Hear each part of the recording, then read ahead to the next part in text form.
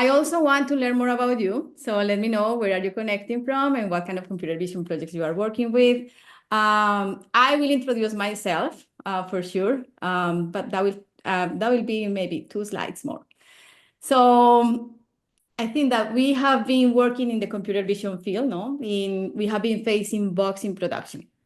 So this is a typical thing. I'm facing that. I have faced those. And normally we focus on the improvement of our models, even if we don't understand our data or our data is a chaotic mess. So we are focusing on perfecting algorithms, and maybe that is not the way that we need to move forward. What if I told you it is not always about collecting more data, that you can check models' mistakes and redefine critical edge cases that are important for our production system. When we understand those edge cases, when we understand our data, we can improve our models. So I want to show you something before to introduce myself. I want to introduce why we are here today. So we will talk about what is FiftyOne, and I will show you a demonstration about a special use case that I have in mind. So let me jump to my, okay, so hold on. So what if I told you that we are working in a consultant company and we have a lot of customers? We are creating the defect detection models for quality control processes. So we can see here all the customers that we have. We have semiconductor industry, we have food industry, also we have textile industry. So in this specific use case, in textile industry, our customer realized that in the past weeks, they have received a lot of return carpet rolls with quality issues. And that is hitting us for sure because our model is not working in production. So our model was not able to catch some issues, and that is impacting them with money. Finally, they are losing money.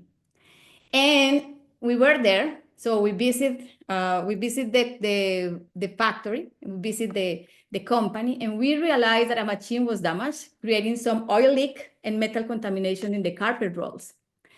So when we saw that, we were able, to identify that that machine was damaged, something that they need to fix.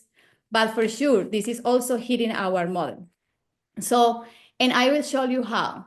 So basically, we identified that we have a new defect coming. We have color defect, and oil over the carpet.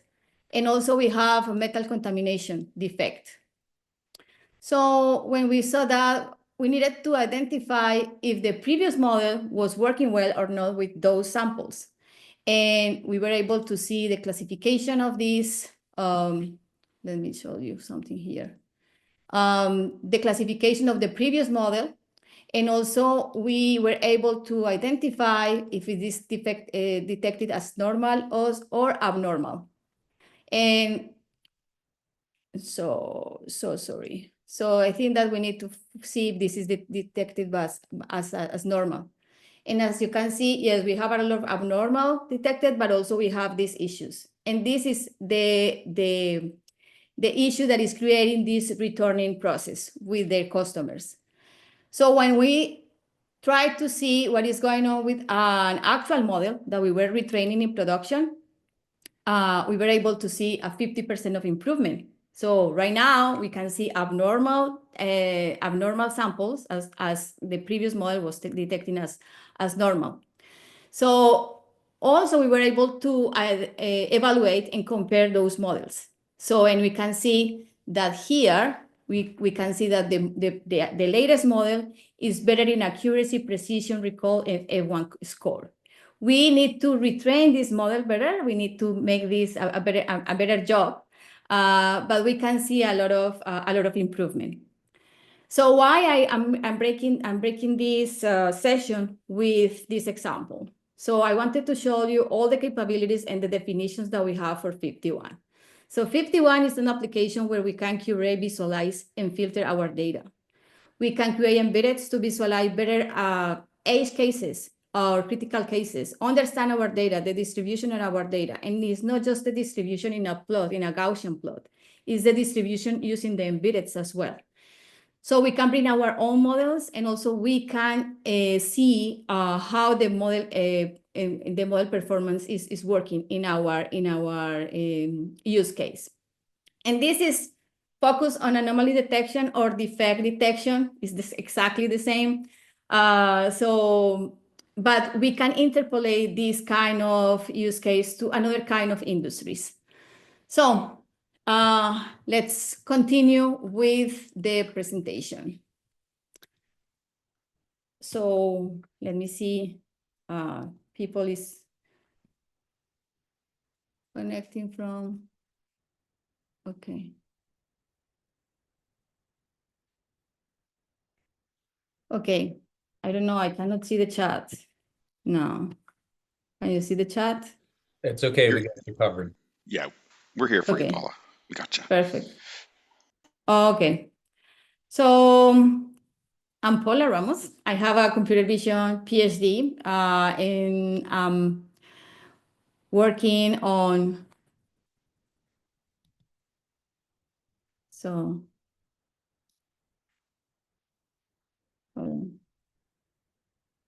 can you see my screen? We see your screen. Okay. I don't know why I cannot see that I'm sharing my screen. So my current role right now is I am a senior AI evangelist. I have been working in artificial intelligence even before artificial intelligence was cool.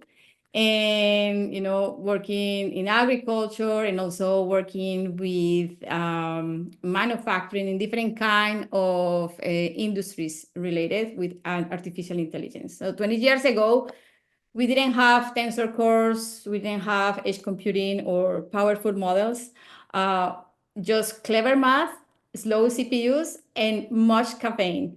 And somehow we still got things done. So, and right now the things are more cool with AI.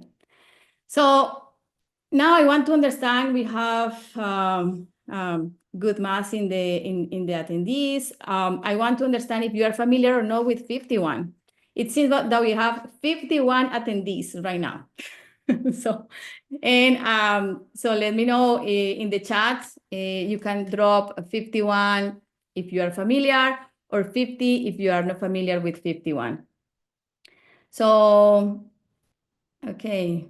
Oh, Burhan, it's great. Oh, nice. Perfect. I can see a lot of 50. That is great for this webinar. I can see 51 around. It's okay.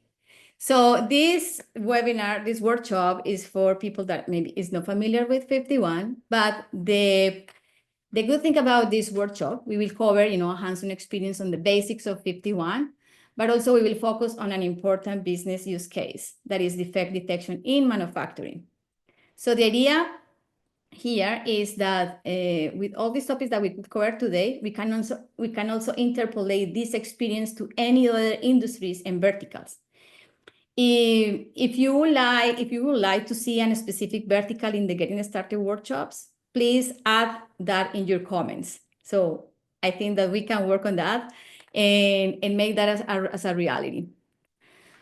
Okay, so let's move forward.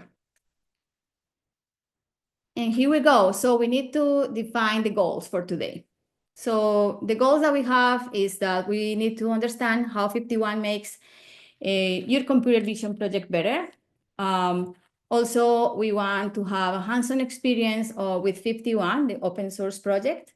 And we will set up a solid foundation to go for and explore. So you can take a look of these later, explore your data set, all data sets that you have, improve your models from there, and also starting new computer vision projects with FiftyOne. So, and before to move forward, I know that you are so anxious about FiftyOne. So let's make some definitions first. So what visual AI means, you know, is something that maybe is around social media in the latest months. So visual AI means an AI branch. Is an AI branch that can interpret, analyze, and make decisions on visual data. So visual data, what visual data means is we're talking about images, videos, 3D point clouds, and multimodal data. So in the past 3 or 4 years, we have been part of the AI text revolution. And now it is time for the visual AI revolution, where we can start making integration with unstructured data in new AI models. But there are more than that. We can add to this next revolution, real-time inference, self-learning AI, and for sure, something that is really important for all of us during this workshop, and that will be a topic that we will mention several times, is data-centric AI approach, the data-centric AI approach. And that, all those elements will cover how we can enhance visual AI capabilities in our computer vision projects. So let's talk about this, and I think that is also part of the introduction. So this revolution that I'm talking about, visual AI revolution, comes with a change in our paradigms. So we have been suffering common pains in the computer vision field. So 80% of AI projects fail in production. So we can see bias issues, lethal physical danger, and reduction in model performance, as I showed you before. So, and the common thing here is that we have been paying too much attention to retrain our models with more data. And keep the model-centric AI approach brings these real-world consequences. So we have data, we train the model, and we deploy, but we don't understand how the data is working in our data sets. So that's the point. We don't know the data. So if we think about what is the real reason that our models fail in production, the answer could be we don't know our data. And maybe, if we think about, do we know our data? Maybe the answer is no.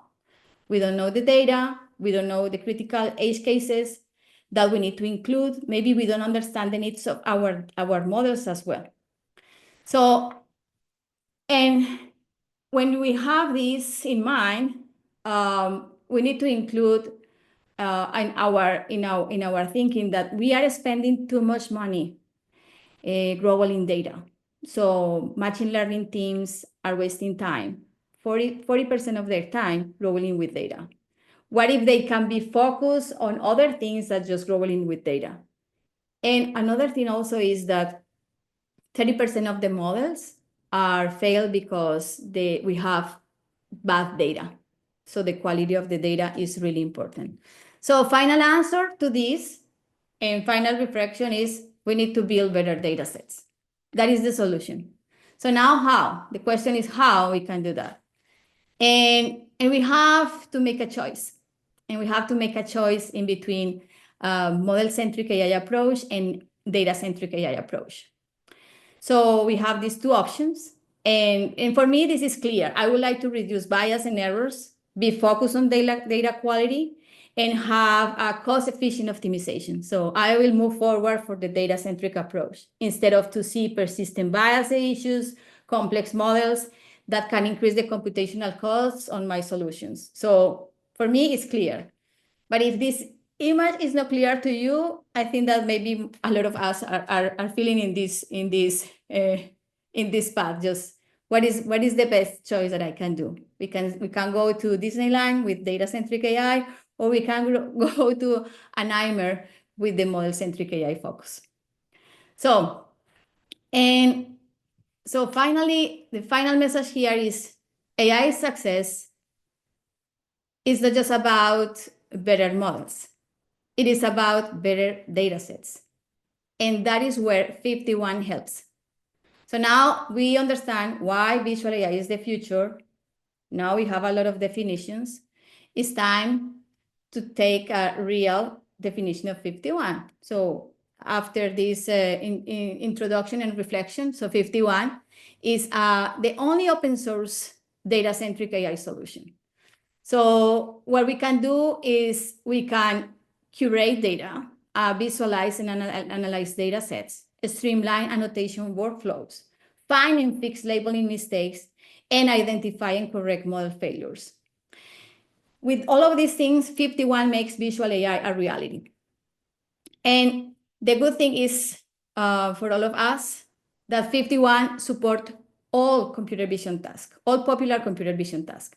So we are talking about classification, detection, different kind of segmentations, polygons, polylines, point clouds, annotation, multimodal embeddeds, and multi-view. And all this is covering with different kind of visual formats, such as image, videos, 3D point clouds. So, and if we think about the role of FiftyOne in this data-centric AI approach, so FiftyOne will help us to load data, filter data, visualize embeddeds, and make a model comparison as well. We can also see FiftyOne as an integrator for the complete MLOps pipeline. And here I want to show you how. If you think about the pipeline, FiftyOne bridged the gap of creating better data sets that could help to improve the model performance. So FiftyOne can curate data sets and evaluate models, but also FiftyOne can help us with the orchestration with multiple solutions around the computer vision workflow. So FiftyOne can integrate easily data annotation tools, model training tools, fine-tuning tools, and having the capabilities to always monitor your model, retrain with better data sets, and improve the model performance in production. So I don't know if we have some questions in the chat or in the Q&A. We have maybe. Nope, you're all set. Oh, wait, there's a Q&A. Sorry, didn't see that one. Could you elaborate on how FiftyOne streamlines data annotation? Does it mean I would need to manually label objects for my data set? So yeah, so in that case, when we talk about a streamline the annotations of your data sets, because we have the proper integration with different kind of annotation tools. So for example, CVAT, we have a native connection with CVAT. So you can send information, you can send images to CVAT, make the annotation there with the tools that they have, and send that back to FiftyOne.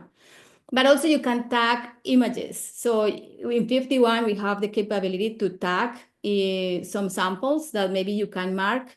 And then with those tags, you can create a better classification process. You can filter data for, prompting with text, for example. You can also find calculating similarity. You can prompt the data set and you can find those images there. And with that set of images or that specific samples that are covering the prompting that you add, you can create a better data set.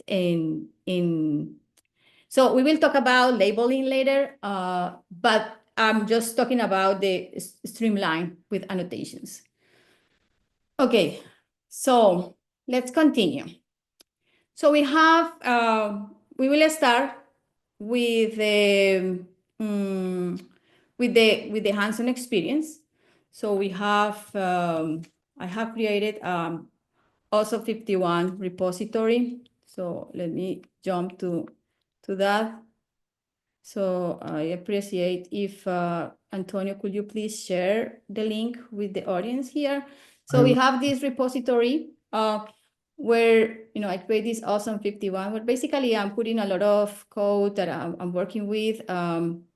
So you need to find this getting started in 90 minutes workshop, and we will navigate these 7 notebooks today. We will spend more time at the very beginning with the foundations. But basically, you can see here that we will explore loading data sets, embeddeds, labeling, embeddeds for anomaly detection specifically, model evaluation with plugins, augmentations for anomaly detection, and 3D visualization of data sets for manufacturing. So let me come back to the presentation. So we have here six tasks that we need to cover today. And this is your takeaway. So you will have this hands-on experience with different kind of topics that are basics. But if you have any different topics that you want to cover in the future, also you can please drop those ideas in the chat. That will be great to listen to you, what kind of ideas you have around the topics that we can cover in the getting started. So we can start with the first notebook.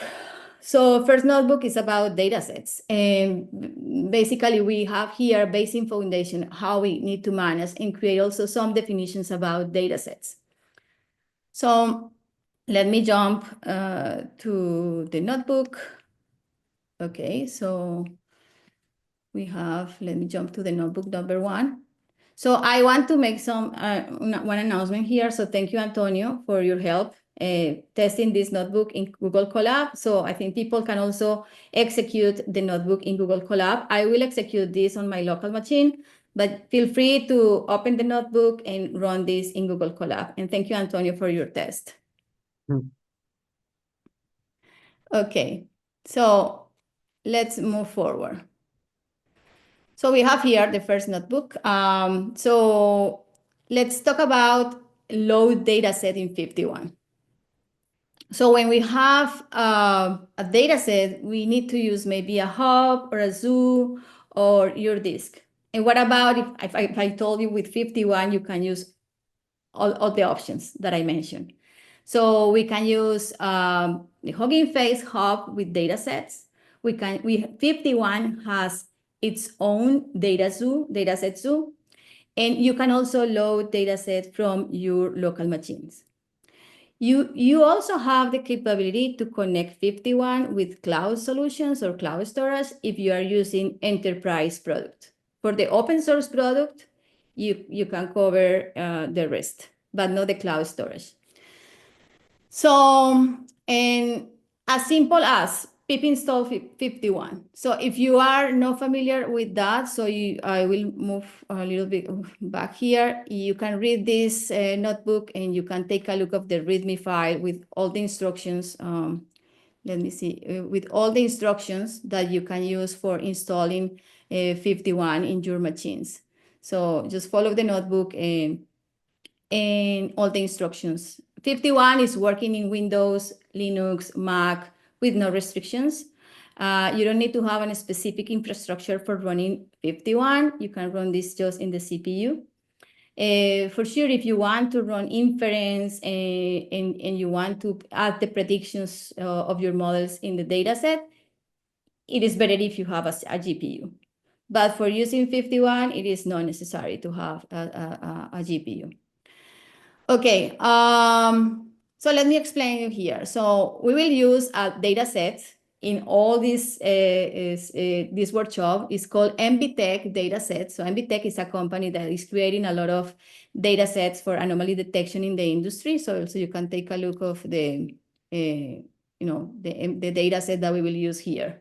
So there are a lot of 15 categories with abnormal and normal images with semantic segmentation mask and also classification information. So we will use the data set coming from Voxel 51 MBTech AD Hugging Face hub. And we just need to make a call or the Hugging Face integration that we have. And we are just loading from hub and loading the data set. But also you can use your local machine. You can also use the dataset zoo that we have with different kind of data sets. So let's join and run this. So basically what we are doing, we are downloading the data set, and also we are assigning the, okay. We are assigning the name of the model. Just let me restart the notebook. So it's a HTTP problem that I have on my local machine. Let me clear all outputs.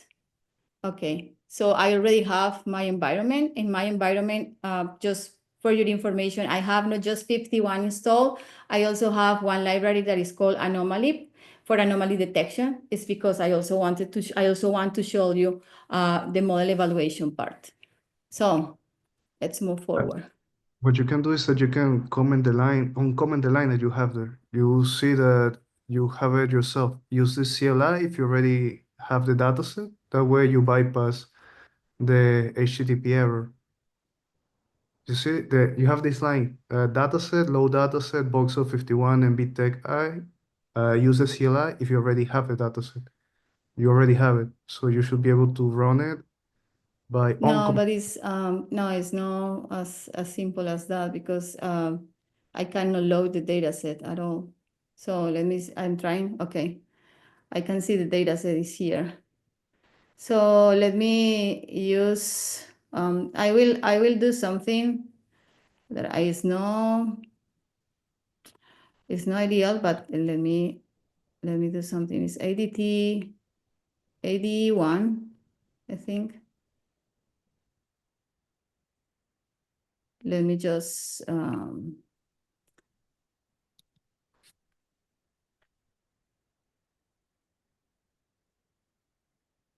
yes, let me just load this.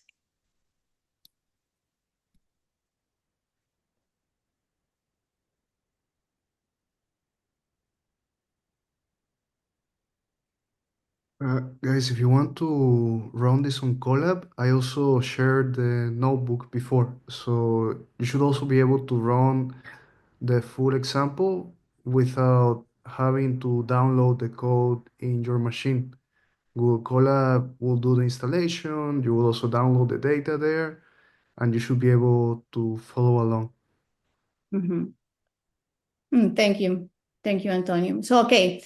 So it seems that I have a HTTP problem with the connection with Hugging Face, but this is a problem with the HTTP. So I have been testing this hundreds of times, and this is the first time. So in the demo, in the workshop, something happened, but it's okay. So I think that, yes, so we have a data set here. So it's MBTech AD1. So I call this one because we have 7 notebooks with the same data set. So we have 5,000 of images, more than 5,000 of samples. And you can see here the structure of the data set. We have sample, we have ID, file path, tags, metadata. We have category, defect, split. We have also defect mask. This is the general data set, but also we can take a look of the sample itself and take a look of that. Okay, this is the code, right? This is the code. I can also execute this and see if we can see the app working. So let me show you. And here I launched the app in this port, 5151. And as you can see here, we have the data set. We have 5,354 samples. You can see here. You need to be familiar with the app. In the app, we have multiple things. So in the left menu, we have all the metadata that are involved with the samples, with the data set. In the center, we have a visualization of the data set itself. We have also here the panel options. So here we have the operators, browse the operators that we have, and we will go deeper on that later today.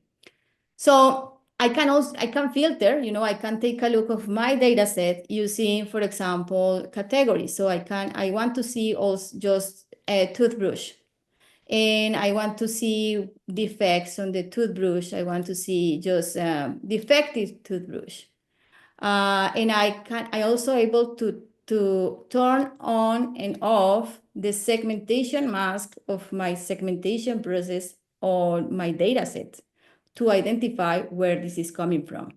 And this is the data set, how the data set is coming from MBTech. I haven't had anything related with model prediction. This is the ground truth information. So you can take a look about another kind of thing. So we have in here, for example, a split. So we can take a look of if this is a test or a train or a validation set. So let's come back to the let me close this. I will clean this up a little bit. I don't like to have too much things open. Okay. So now let's move forward with the deck. So we have been talking about this. So we can load the data set using Hugging Face, using dataset zoo, using the disk that you have, the data set in the disk. And we have two tastes here. We have the FiftyOne SDK, and also we have the FiftyOne app. So for the FiftyOne SDK, if you can see the code, you need programmatically, you need to add what you want to see in the app. And finally, the app will help you with the visualization of the data.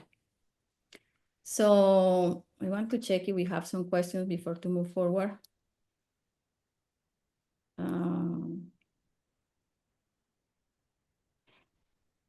Okay, Antonio, are you taking care of that? Perfect. Steve? Yes, Paula. I saw that you wanted to talk, so. Oh, I no, was no, no, feeling no, that. no, no, no, no, no, no. I was just going to answer. No, I have nothing to say. Nothing Okay. better than what you saying. It's Okay. amazing. Thank you. No, thank you, thank you. So, okay, coming back to the story here. So, FiftyOne architecture. Imagine FiftyOne architecture as a client-server structure, right? We are talking about SDK and we are talking about an app. So we can take a look of the backend. We have dataset storage, we have indexing, we have queries. In the front end, where the app is, we have a visualization environment and we have the user interaction. That is really important. User interaction is really important, but also you can make this interaction or these commands using the SDK as well. Okay, so now if we think about the data sets that we have, we can cover different kind of data sets. So we have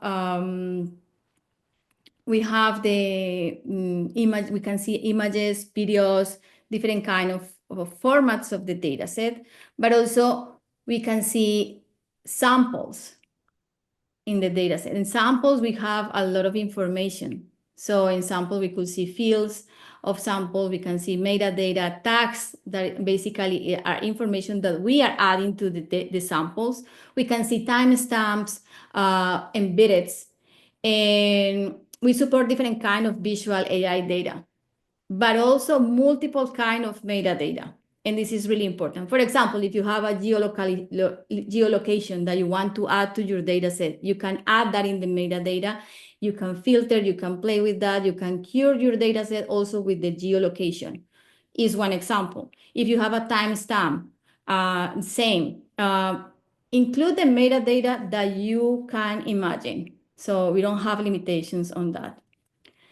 And let's take a look of a deeper look of the data management structure in FiftyOne. So we can see sample metadata, as you can see here, with 5 paths, dimensions, properties.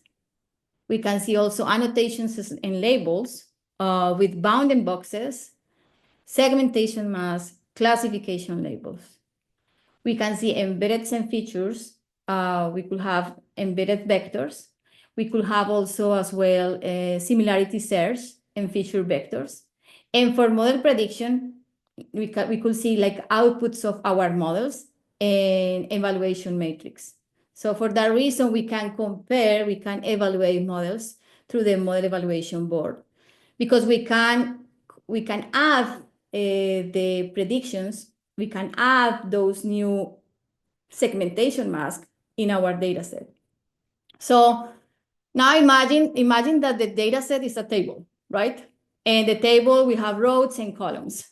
And maybe we have a multiple dimension of the table. So the data set is the collection of images, videos, or point clouds. And we can call sample like an individual element, could be image, video, or a point cloud in the data set. And also the field that is on the top of the hierarchy that we have here is the specific information about the sample. So sample is a row and field is the column of the table. It's as simple as that. And this is not new. I think that all of us, we are managing data sets in that way. So let's take a look of a better detail of how this data set is managing. So for example, this is the printout of one of the samples, the last sample in the data set in the notebook number 1.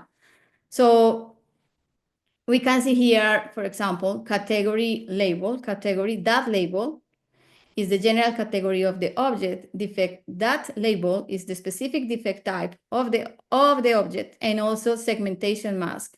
Basically, and as you can see here, we have different kind of types. So this is classification and this is segmentation. So FiftyOne is taking care of those formats and adding that in the proper way to visualize the segmentation mask as a segmentation mask in my data set, just putting this over my original image.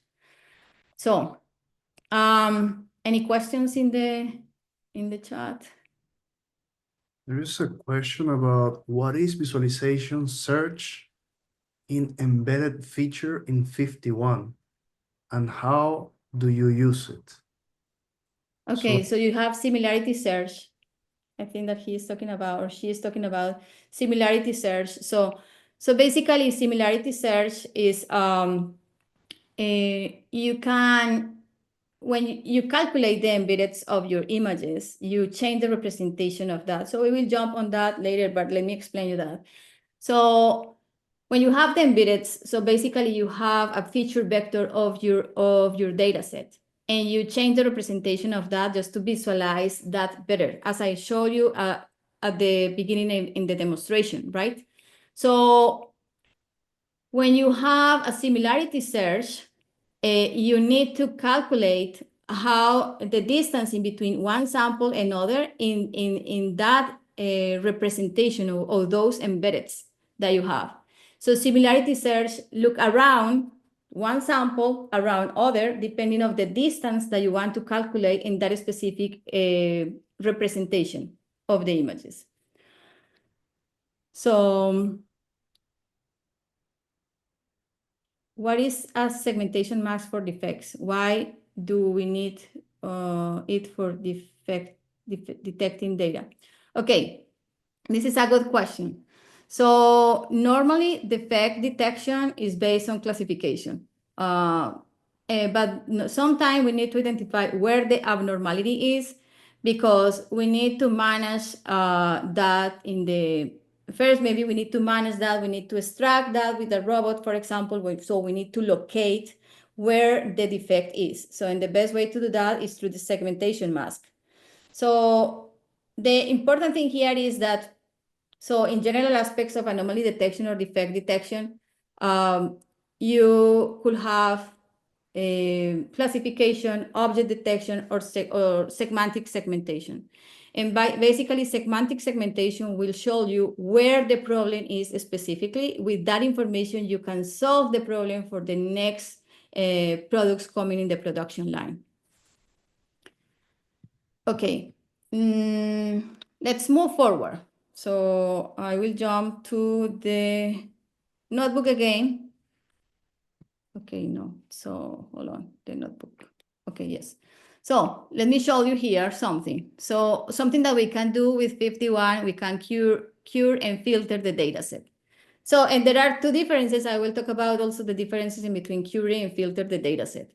So using FiftyOne, we can use expressions. So basically with this, we can match this expression with defect label and find just the defect called scratch. So when I run this, I can take a look of, I'm running the whole MBTech data set, and I can see that I have 91 samples with scratch defect. And so this is good. So let's take a look of the application here, and we can see 91 samples. So we are just updating the app, and we can see exactly the same thing that we can see in the SDK. So this scratch is not just coming from wood, it's also coming from capsules and also coming from metal nut, it's also coming from peels. So I want to redefine or put more details on my search, and I want to be clear that I want to find scratch on wood. So then at that point, we are filtering the data. So this is a curating process. We are curating our data right now. And the filtering, we are adding a new match. So in that case, we are filtering, for example, and say, okay, I really want to match again with the category label equals wood. So in that case, I can see that I have 21 samples in wood with scratch. So, and I have this view. Something that is really cool is with this information, I can save this information. I can save the view of this filtering and curating process, and I can send this back to my model training process. So it is really good because you can find those critical edge cases that you are missing maybe in your data, in your model training, and send those back there and train your model with that specific data set. So for that reason, we talk about that we are improving the quality of the data sets. Okay, so now let me show you something really interesting here. Or before to do that, let's jump to the presentation again. So so right now, you know that we are using these core expressions, and we use the match option where we can curate curate the images with Scratch, and we can launch the app. That was you saw that, and we can filter data. So the differences in how we can manipulate data in FiftyOne, we have two ways to do that. Both is possible to apply in the same process. We have curing, so is used to retrieve specific samples that match with a condition in the entire data set, and filtering is used to refine an existing data set view. And the search that the curing process is doing is across the entire data set, and filtering is operating in already selected subset to narrow the results further. So I think that, let me jump to so here again, let me jump to the app. So now let me show you something really cool. So we have in FiftyOne, we have also the possibility to implement different kind of programs or pipelines that you have in mind. Maybe you want to manage your data sets in a proper way, or you need to add new codes. We can do that. And some of the things that you need to understand as well is we have the options to create panels and plugins. So you can create panels, as we have here, embeddings, histogram. We will talk about that when we have a dashboard. We have plugins. So basically, you can integrate your own code and include your panels and your operators here in the app. And this dashboard is an example. So let me show you this dashboard. This is a plugin coming from FiftyOne. So let me just split this. So I will add a plot. I will add a plot about statistics of my data sets. So I want to run, for example, categorical histogram. I want to call this like a MBTech AD distribution. I want to define the category field. I want to define, for example, category label. I want to see how many categories I have here and what is the distribution of my categories. Okay, and I want to keep this as is. I don't want to update the plot with the view. When I change the view of the app, I can create the plot. So here I can see that I have these more than 5,000 samples are split in between these 15 categories. So, but the beauty of this is interactively, I can click here, for example, in wood, and that will show me what the samples are matching with wood.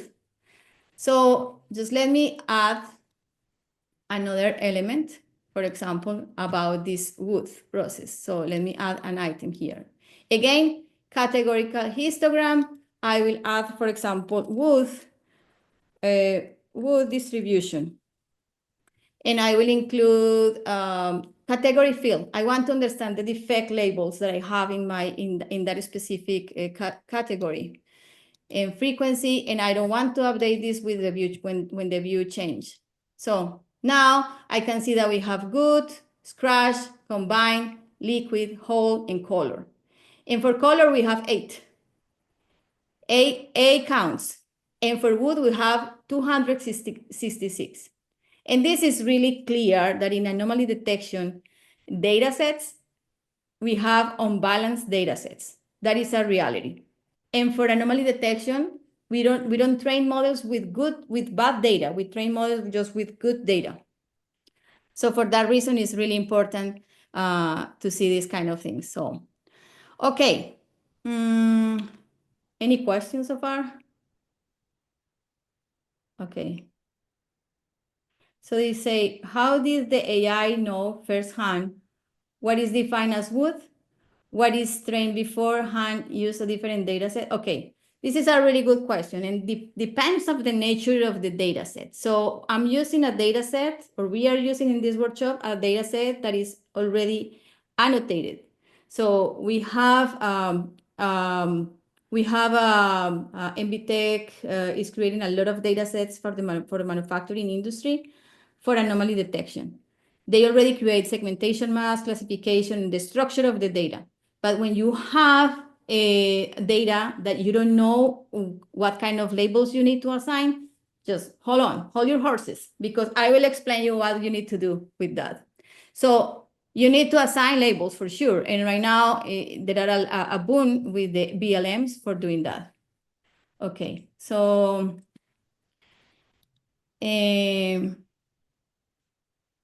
perfect. Now, let me move forward to the presentation again.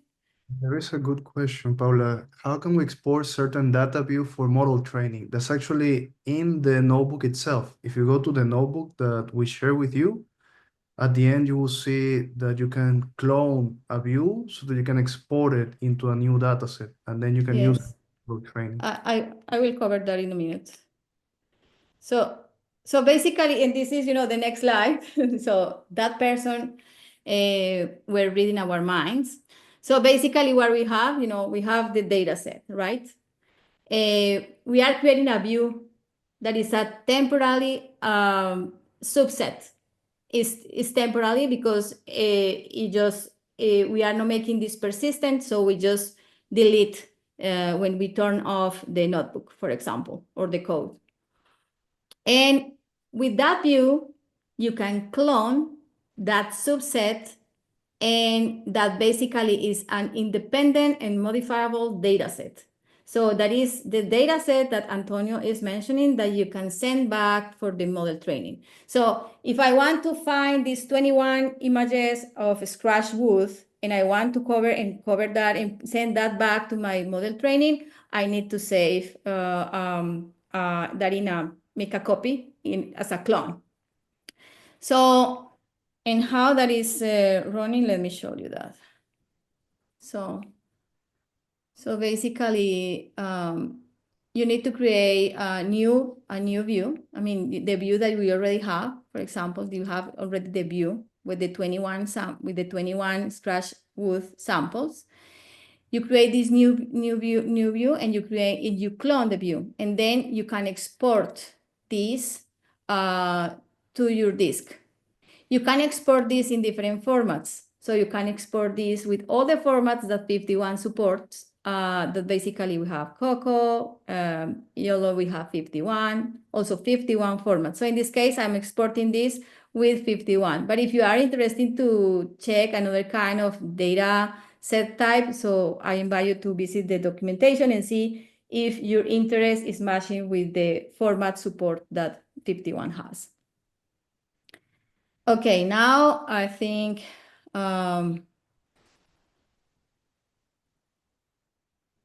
Okay, so now let me jump to the slides.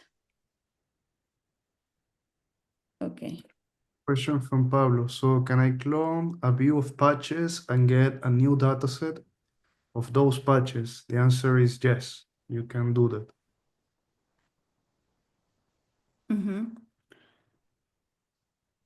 Thank you, Antonio.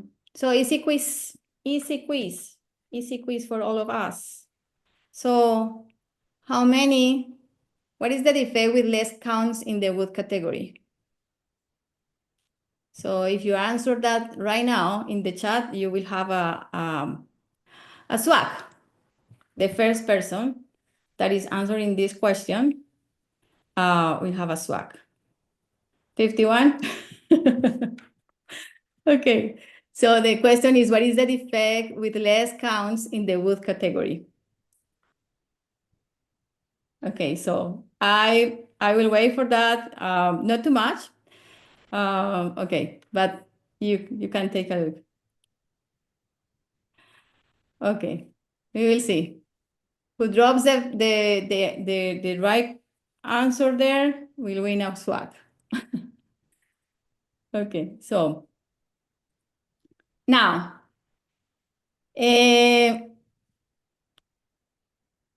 let's talk about Ivan. You won. That's perfect.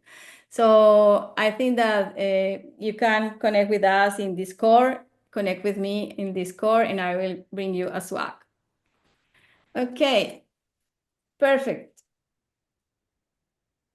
Now, let's continue, move forward. Check time, 1 hour. We have 30 minutes more. 30 minutes, yeah, we have 30 minutes more. Let's see how we can cover the next 5 notebooks. Embeddeds, exploring embeddeds. This is really important. We will cover the notebook number 2 with embeddeds. So first question is, what are the embeddeds?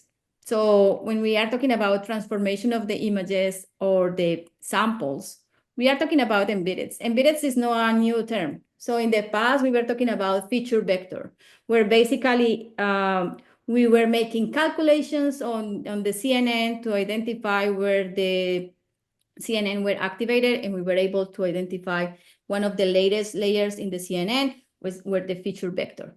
So in the past, I needed to do that manually, but with CNN, it's much easier right now. But feature vector could be a numerical vector with a lot of information there. So we need to have a reduction of the dimensionality of that vector, and that is important to preserve the relationship in between those features. And then we can use those dimensionality reduction to visualize and create clusters on the data sets.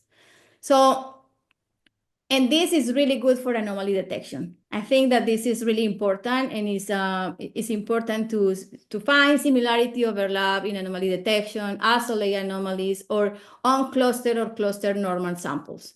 Let's jump to the demo, to the notebook, and let's see. We have not, I will close this. Maybe no. So 2, notebook number 2. Okay, Antonio, could you please drop the link of the notebook 2 in the chat, please, so people can see that. So as you see here, we have, and I made also an example at the very beginning. So we can see embeddeds, and we can see that those embeddeds are colored by category label. So we can see that we have bottles, we have carpet, we have a toothbrush, and we can see the colors of that. So, and one of the things that we need to think about, and this is also related with one questions in the Q&A before, is we can cluster, we can find similarity, we can also find some anomaly detection, and also we can use the embeddeds to improve AI task. So how this is working, this is really straightforward. Let's see.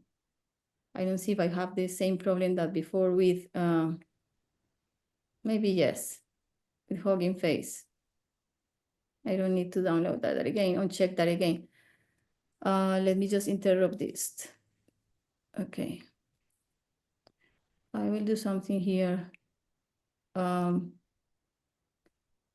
Okay, I already have this data set is MBTech AD2. Okay, let me restart the notebook. This is not responding. Okay. And we have this data set, and let me show you this in a different port. So I'm making this, I'm putting this in different ports because I'm running multiple notebooks at the same time. I don't want to have any issue with the TCP connection. But it is responsible if you can also use the same port. So you don't need to change that. It's because I'm making a lot of tests on that. So let me show you how this is working.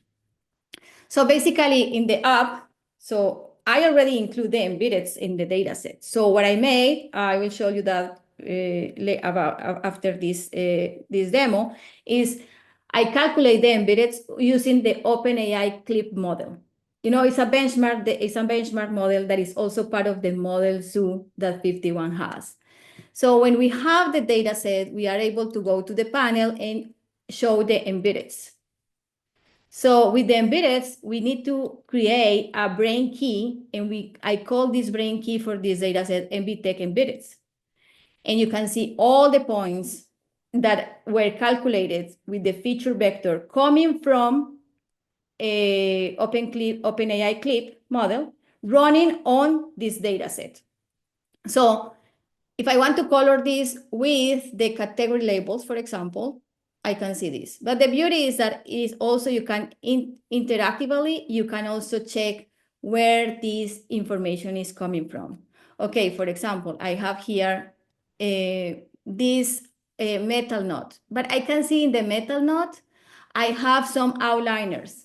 But what is the meaning of that? So I need to understand the data, and I need to see what is the meaning of that. So I can take a look of this and say, okay, this is an abnormality on my data set, and this is a flip of the metal knot. So same thing happened for same things happen, for example, with let's take a look of this. So this is Truth Brush, and I have here yellow, and I have here a blue one. So, you know, we can understand with the location of the data set how this is the behavior, and how we can also manage these outliners, or maybe something that we don't have. Another thing is also we can also include, for example, instead to use the category label, we can use the effect label. So unfortunately, in some cases, category label and defect label with these benchmark data sets, benchmark models are not working pretty well. You know, you can see that normal data is mixed with abnormal data. So we have here a grid, but you can see here that we have good and bad data all together. So what that means, that for that specific anomaly detection, this is not sensitive. These OpenAI clip embeddeds are not sensitive to that specific abnormality, normal or normal images. So we'll talk about that later as well. So how that is working, so let me show you in the code. So as simple as we need to use this. Where is that? Hold on. Here. So basically what we need to do is we need to download the we need to, hold on. We need to download the pre-trained model, that is the OpenAI clip. And we have this model load in the model variable. When we have this model variable, so we are using this model here, we are running something that we call compute visualization that is coming from solution that we have that is called FiftyOne Brain. FiftyOne Brain, compute visualization, and we are using the data set, the whole data set, or the view, or the patch that you have, using the model OpenAI clip, calling the embeddeds as I want to see this in my data set. MBTech is the variable that I am adding in my data set. That is an customer embed document format. And brain key is MBTech embedded, that is the one that I use in the panel. And we can use different kind of methods. We can use UMAP, we can use PCA, we can use TSNet, different kind, and also you can reduce the dimensionality. As simple as that. It could take maybe 5 or 10 minutes to compute all the embeddeds, but once you have that and make the data set persistent, you can see that the whole time. Okay? Any questions so far? Nothing. Perfect. Let's jump to the presentation. And okay. So I already explained this. Okay, perfect. So I want to make a note here. So we have Model Zoo in 51. So Model Zoo, you have hundreds of models available there. So we are using one model coming from Model Zoo. That means that you can calculate embeddeds with CLIP, ResNet, or whatever model that you have there. But also, you can use those models to apply to your data. So for example, you want to work with a object detection. So you can find the object detection model and just run the inference over your data set in 51 and also include the output of the models in your data set. So as a new variable. So a note here about the Model Zoo. So we have pre-trained models with Model Zoo, accessing hundreds of models. But what about, in question mark is, what if I have my own model? How can I use my own model with 51? And the way to do that is we can integrate models with 51 with something that we call remote models, remote sourced model. So you need to create a URL, make this accessible through the URL, and follow some instructions to create this resource model. And using just load Model Zoo with that specific link and URL, you are able to make an integration directly with 51. And that is a seamless integration with 51. Okay, and also we have a standardized interface, so for that reason, we can work with both pre-trained models and our own models. So if you already have your embedded model, you can use your embedded model with 51. So now this is a question coming, this will answer the question coming from labeling. So clustering with embeddeds. Let's take a look at that. So what about if I don't know the category? So as you see here, so for example, I tried to color this with category label. And I was not able to see anything because I just have the data set, but I don't have category. I don't know that this is wood or this is a bottle or this is a carpet. I don't know. So now this is the notebook number 3. So Antonio, if you can please share with them the link, that will be really good. Thank you. So now let me just close here and jump to the notebook 3.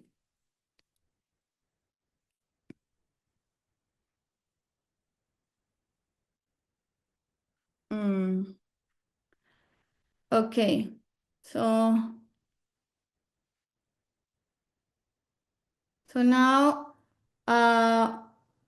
in the notebook 3, we will see.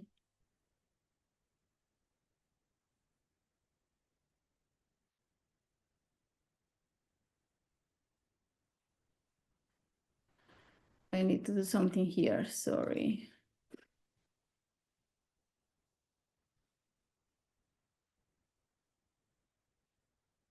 Okay, let's see. I already have the data set. Just let me create a code here.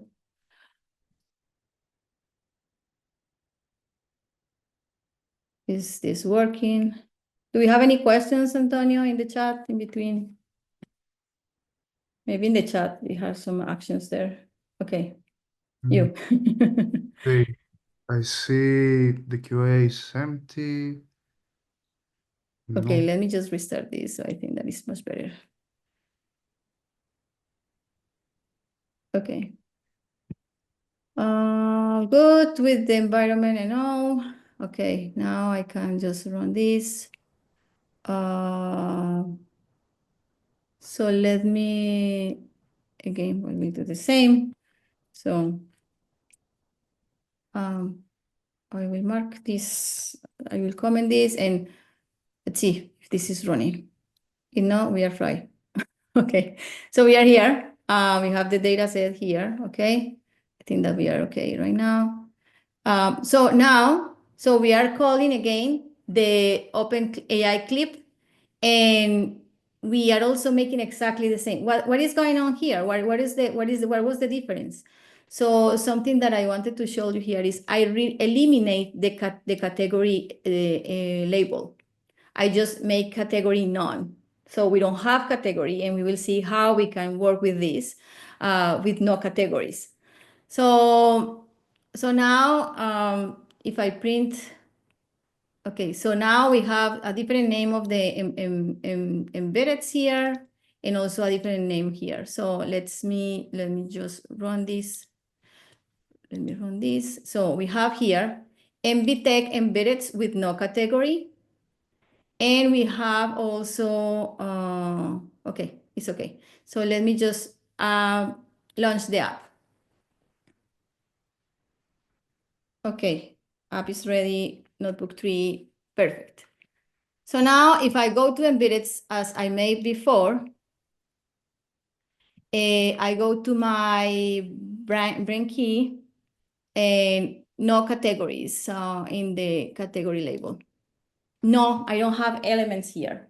So I need to run, normally I can run a k-means, for example, to cluster this. It's easy to cluster. If I already have this information, it's easy to cluster. But what if I told you that if we don't need to go to this process, that we can use a plugin in FiftyOne. So we can install this clustering plugin just using FiftyOne plugins, download this clustering plugin where we can use k-means, Birch, agglomerative, SDV scan, and just downloading that. And you need also to have scikit-learn. So just downloading that, we have the possibility to cluster our data set. So, and I will show you how. So basically, when we are running this in the app, when we are using plugins, as I mentioned before with the dashboard, so we are able to go here and cluster, and we can see the operator there. I already installed the plugin, and I can see cluster and create cluster. So I can go here, create a cluster W, and the embeddeds. I need to mark where the embeddeds are in my data set. I can put that. What is the method? I will use k-means.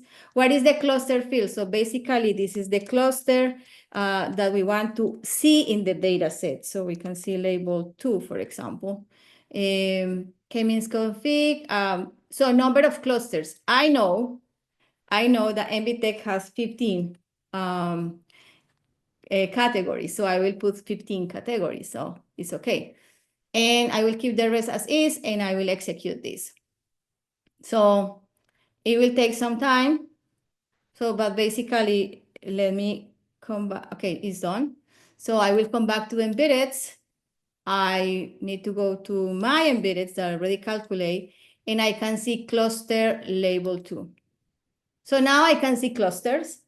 I can see numbers. I can see 0, 1 until 14. So let's see what happened with this. Okay, sorry. So let me see what happened with this. Okay, this is semiconductor. And this is carpet.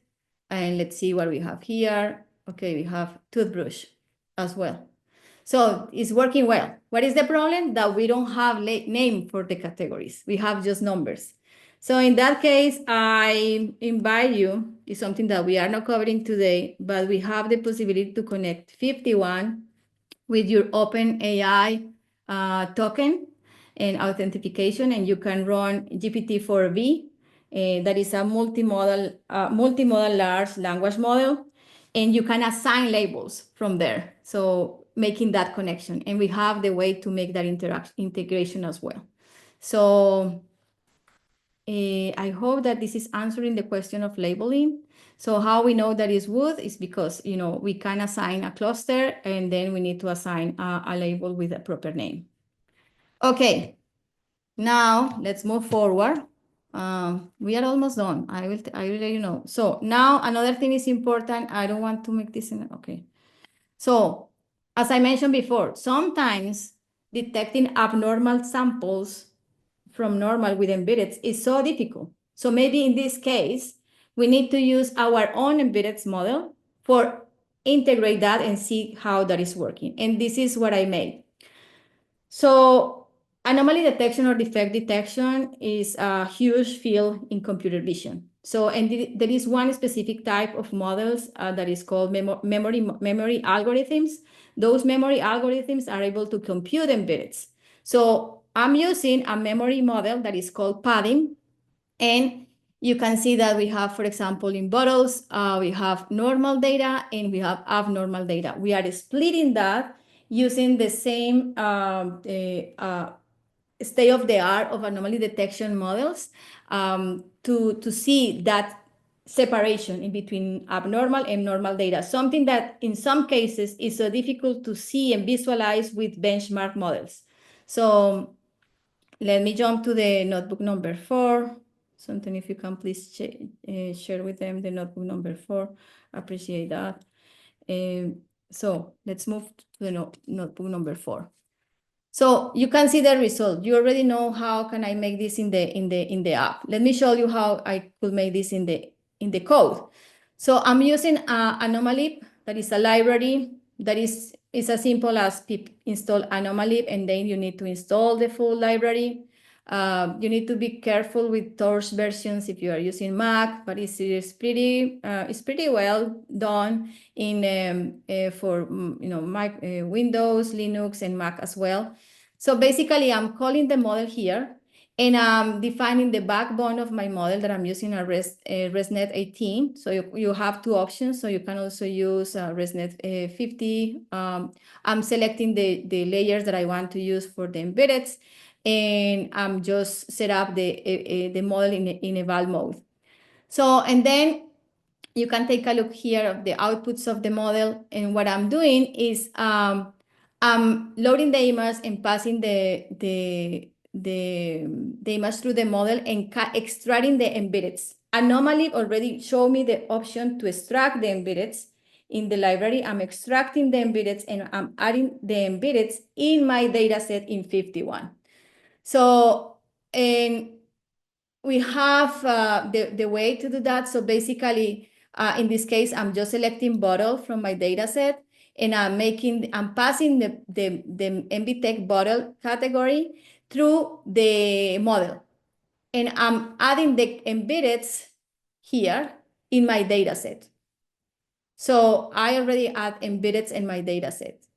And now I can also compute the visualization as I made before with other embeddeds with my own embedded. So if you have your model, as simple as load your model or run this kind of inference because you are running this as an evaluation mode, and add those results in your data set as custom embedded document. That is the format of the metadata that we need to include in our data set.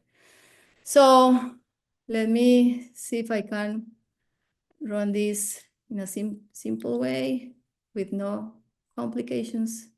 I don't know. So it's not responding at all. So let me interrupt this. I will restart the kernel. And okay, now let me show you the MBTech bottle in the notebook number 4. Perfect. So we have here the embeddeds. In this case, all the embeddeds that I have here is just for bottles, for the bottle. So for the reason you cannot see more clusters. And then I want to see the defect label.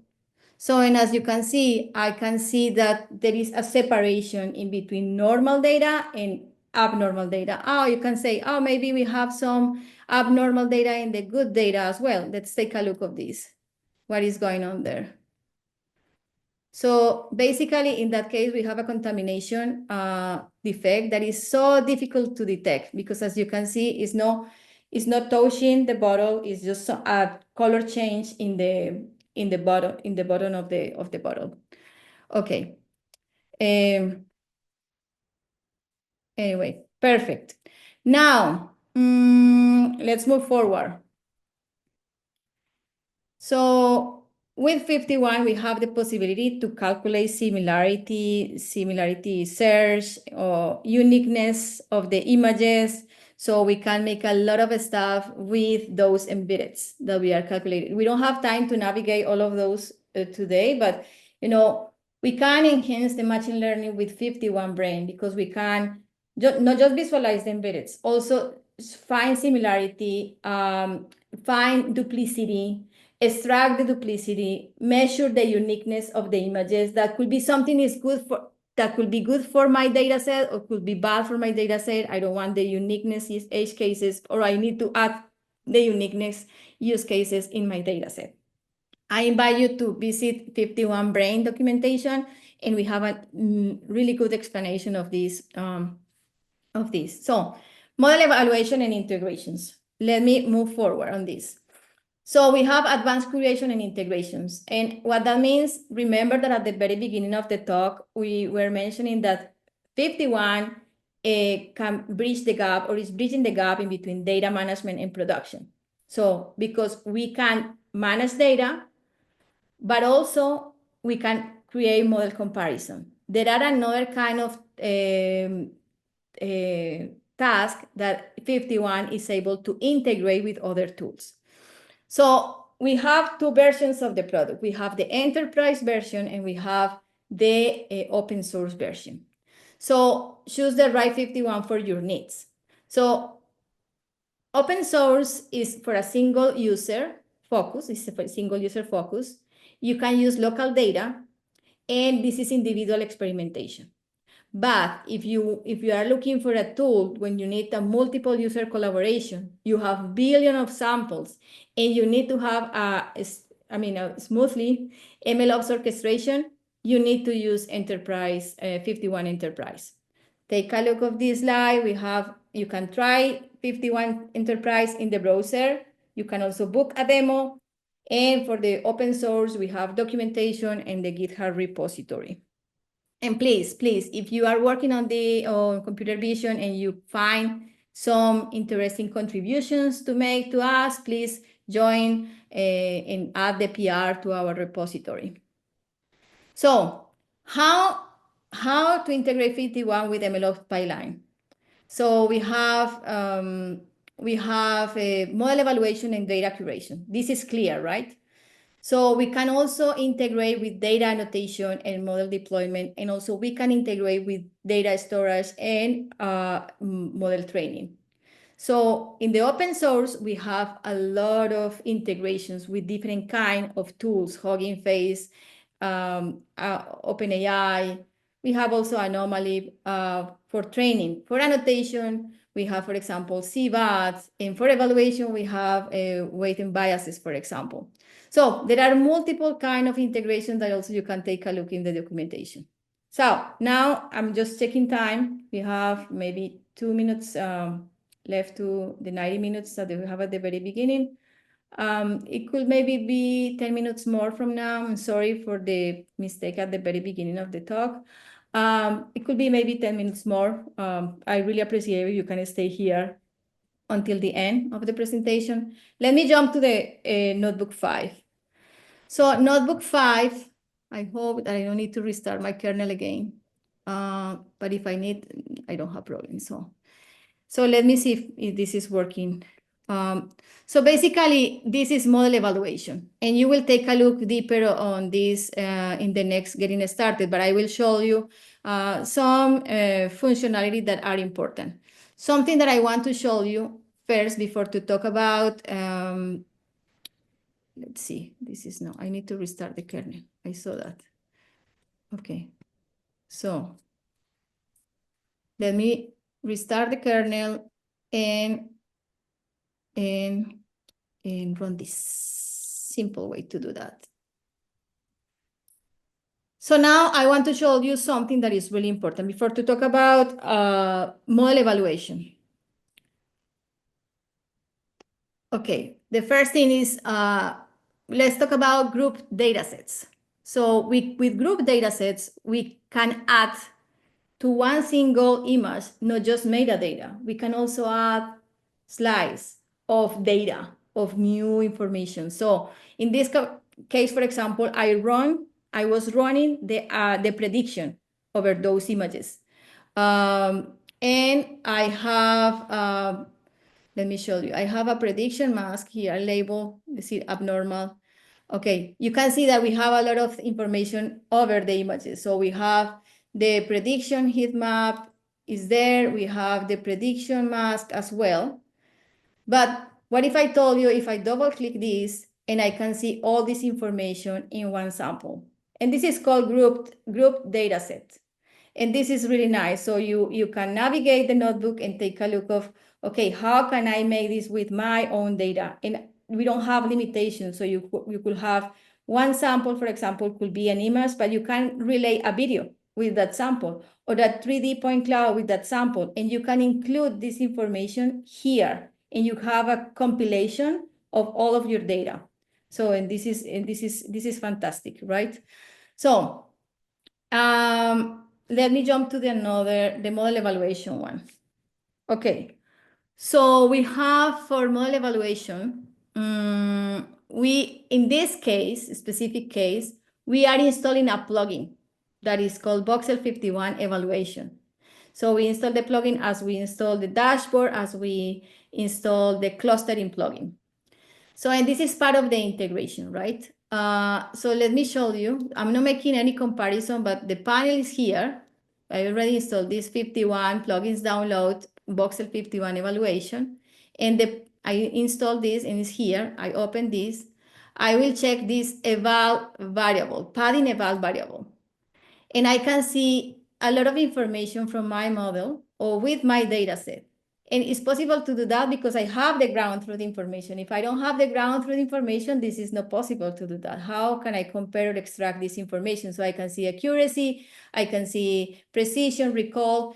So something, and the beauty of this is also the interaction with your data set. So we can also see here the confusion matrix. And for example, we can see in the variable itself that is here, padding eval, we can see true negatives, we can see false positives, but what if I click here, here, for example? So I have, this is abnormal, but my data set, but my model is detecting this as a normal. So this is the errors that I have on my data set. So this is really, really the value, this is priceless. So where we can see where the edge cases are and how we can, because this is showing us how we can improve our models. And it's not just about more data, it's how we can manage these specific cases. Okay, let me come back to the notebook. So basically what you need to do here is as simple as, so let me see.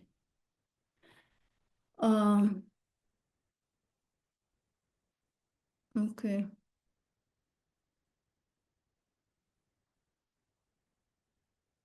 Yeah, so I think that, so we have, somewhere we have the plugin that I installed. I'm looking for the plugin. So Antonio, could you make me a favor, please? Is Voxel 51 evaluation is the plugin that I'm using. Could you please share with them the documentation that plugin? Let me check the notebook. Okay, I will move forward to the next notebook that I'm thinking that this is also I need to restart, and this is also part of the integration. We have integration with multiple tools. So you saw that we are using this evaluation and we create this evaluation plugin. So we have also integration with augmentations, and this is really important for anomaly detection. In anomaly detection, normally all data has exactly the same scene. So the changes in the data set are minimum. We have exactly the same scene, exactly with the same object, and we don't see a lot of changes. If we see some changes, the model is not working. And that could happen in production. So basically, the integration with augmentation is a really cool implementation and integration for anomaly detection. So it's as simple as install this plugin. So, FiftyOne augmentation plugin, where we have the augmentation library working. So let me just check this out. I know how this is working now. I don't know why, but it's working. So, so now I already have this data set with me. We need to make a list. So I want to select a screw on the list. And I'm creating a new data set that is called MBTech screw. Is loading. And I can see that this data set has 480 images. So now I can launch the app. So how manipulate plugins? This is important. So you can disable or enable plugins at any time. You can download, you can list that as well. You have some instructions here at the end of this notebook. So let me show you the notebook number 6. So where basically we have the augmentation plugin that will work on this data set. So now I will augment with augmentation.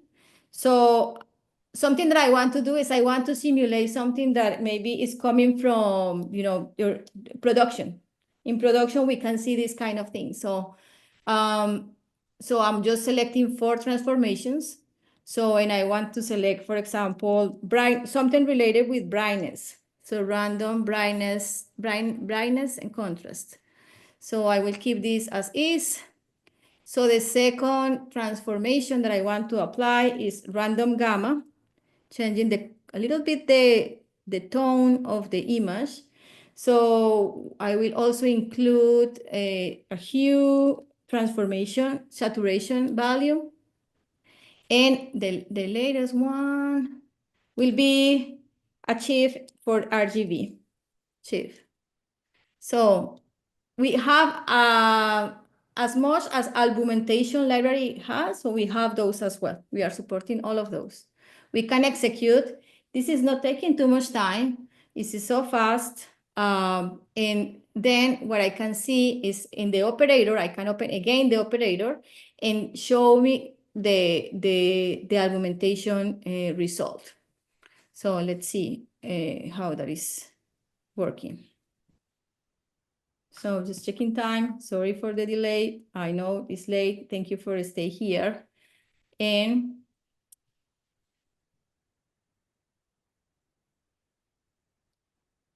let me show you the results of this. So basically what we want to see there is something like that. After we run the augmentation, we can see some color changes. So we can send this back to the model training and include this variation as normal. So the application is ready. So here, so I come back to the operator.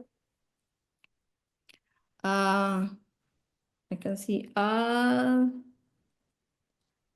so let me see, view last augmentation runs. And all of these are coming from the same plugin, all these functions. So I just need to click and execute. That's all. And the application itself will show me, okay, this is all the things that you want to see. So, and there are some exaggerations there, but this is just for the educational purposes. So it's okay. Now let's move forward. So I think that we are just missing one notebook, and I think that this is good because it's a complex data set that I want to show you. So the notebook number 7. So what is going on? So FiftyOne can manage videos, 3D point clouds as well. Sometimes we are struggling to match with the with the management part and visualization of 3D point clouds, for example, and also how we can relate samples, image samples to videos. So with 3D reconstruction workflow, we can take a look of that in 51. So let me show you. And this is just a taste of my next talk that is about agriculture. So let me back to the VS Code. So now that we have, I will restart this. I don't want to make this anymore. So, okay. So now in this notebook, also you can take a look of how we are converting TIFF to point clouds. It's just for your reference if you want to do that, but I'm sharing with you a potato MBTech 3D. So MBTech also has some data sets in 3D. So I already make the conversion and I'm sharing the potato MBTech 3D with you. And now just loading the data set. I have the data set on my disk. So what I am doing here is I'm creating a group data set with the 3D point cloud and also adding all the metadata information as well there. So we have the PCD, we have the ground truth information, and we have the mask. So we have three things to show: the mask, the original image, and the 3D point cloud. So coming from the original data set, so I'm not making anything different here. So in launching the app. So now notebook 7. So this is the potato 3D. I cannot see any 3D right now, right? So let me navigate this, for example, here. So as you can see, we have the original image, we have the mask, and we have the 3D information in the same view. It's not this super cool. I think that, I mean, I have been struggling too much with 3D, and I think that was my dream when I was working with 3D. So having this in the same area with all the metadata in 3D, and this is just a taste of what we can do with complex data sets. Also, we can see a lot of things coming with videos, and all. So if you have any complex data that you want us to cover, let us know as well in the chat. So now I just want to wrap up with some, conclusions, and thank you for your time again. So we have a unified visual AI benefit. I mean, you have unified benefits with 51 for visual AI. So basically, we have right now with 51, from my own perspective and the experience that I have with computer vision, we have a coherent visual AI platform that basically help us to manage our time efficiency. We have we have a lot of process around computer vision. It is not simple. It's no simple project. So we need to add value time for every single thing that we are doing. In 51, reduce the time that we are doing on that and help us to integrate or find better data sets. So finally, this is also reduce the expenses and better financial management, because we don't need to spend too much time on that. We don't need to put a lot of resources making the same thing. And we can enhance the precision and superior outcomes, so we can improve the accuracy of our models through the data quality. And we can also provide enhanced and reliable answers to our customers or the people that is consuming our computer vision projects.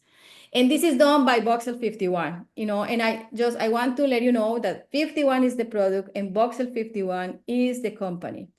And I just want to close with this. I'm really glad to be part of the team. I'm so proud to be part of the team. This is a really good place to work. And because Voxel 51 is making visual AI a reality, and we are the lead maintainers of an amazing open source toolset that is called 51. And I invite you today to test this out with all the data sets that you have and all the computer vision projects that you have. What is next? From my perspective, you need to install 51. It's easy as pip install 51, try all the tutorials, join our community, attend our events, follow me on LinkedIn. We have a lot of, I love to have a lot of conversations there. So, and I'm open also to answer any questions at any time. So thank you for your time. Thank you for being here. So let's see if we can maybe answer some questions. I saw your hand, right? So We have one last question. It's a very open-ended question. How would you look for defects in a table full of potatoes, such as seen in a grocery store display? So basically, defects. So you need to. Thank you, everyone, for staying here. That's amazing. I will answer this question, and that's all. So, okay. So I think that defects should be defined as something that is abnormal in the image. So we need, and models will define what is normal or abnormal depending on what is the data that we are adding there. For defect detection, we need to define pretty well what is normal, and then we can check for the abnormality as an outliers in our model. So I think that is possible to do. So it's possible to add those defects in the data set, define pretty well what is the normal scenario and the normal scene, and add a good data about those things. Okay. The other things, Okay.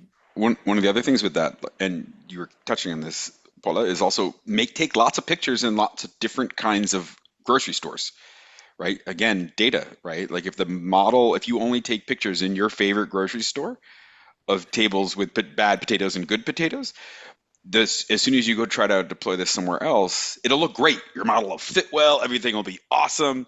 And then you'll go to production and you're like, why is it not catching it? And it's because, again, it had nothing to do with the model. It's the data. You didn't show the model enough different places of potatoes on tables, right? You would be able to see that with your stuff that came back. So. Yes, that's true. That's true. I think that, one of the main fields in computer vision that is growing too much is anomaly detection. So defect detection. We have participation as well in the next CVPR workshop about anomaly detection, and I also invite you to visit that information. It's a CVPR band 3.0. We will launch a challenge soon as well. And that will be too much fun. So that will be an amazing opportunity to you if you have any open questions or solutions about anomaly detection. So that's great. Thank you, Steve. Thank you, Antonio, for your help and help me with the Q&A and all. It was fun. Thank you all. Have a nice day, nice evening, wherever you are. Thank you all. Ciao, ciao.